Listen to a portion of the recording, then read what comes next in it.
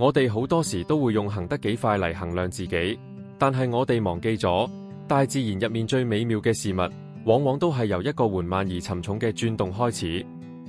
當你最初嘗試一種新嘅生活方式，無論係守護內心嘅平安、練習一項新技能，定係重塑一個根深蒂固嘅習慣，過程都會顯得好慢。每一寸嘅進步都好似係一種掙扎，我哋稱之為摩擦力，而且我哋經常誤以為呢種摩擦力代表失敗。但其實摩擦力唔係代表你停滯不前，而係代表你已經開始。你正努力克服緊舊有方式嘅重量，而呢樣嘢需要一種好特別、好安靜而有耐性嘅能量。成長背後有一種隱藏嘅邏輯，速度係贏返嚟嘅，而唔係強求返嚟嘅。諗翻我哋之前講過嗰啲金色嘅神經路徑，起初佢哋只係一條條好幼嘅線，但當你每日都喺上面行過，佢哋就會變得強韌。隨着路徑變得穩固，阻力就會消失。以前需要你全身心去專注做嘅事，會開始變得輕而易舉。你會發現，終有一日，你唔再需要去諗點樣行落去，你只係單純地前進緊。呢種就係自然的加速。喺呢一刻，你嘅練習已經變成咗你嘅存在。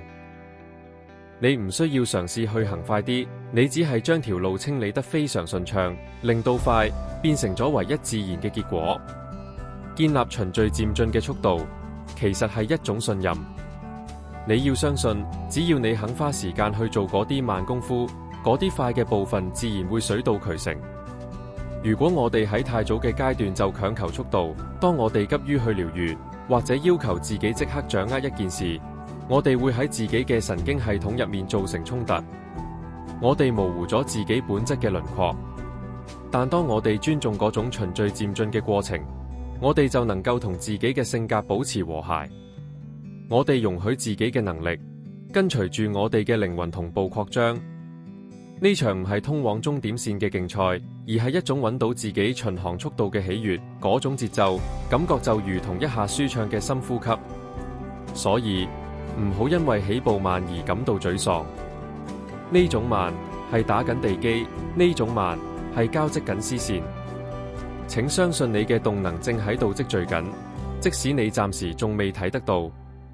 好快有一日，當你回頭睇返，你會發現以前覺得好似大山咁難行嘅路，而家已經變成可以輕易滑過嘅平地。喺你嘅生活入面，邊一方面你正學習緊去擁抱一個緩慢嘅開始？放低嗰種趕時間嘅心態，轉而專注喺節奏上面，感覺係點嘅呢？等我哋喺下面留言區一齊分享呢種慢工出細活嘅美學。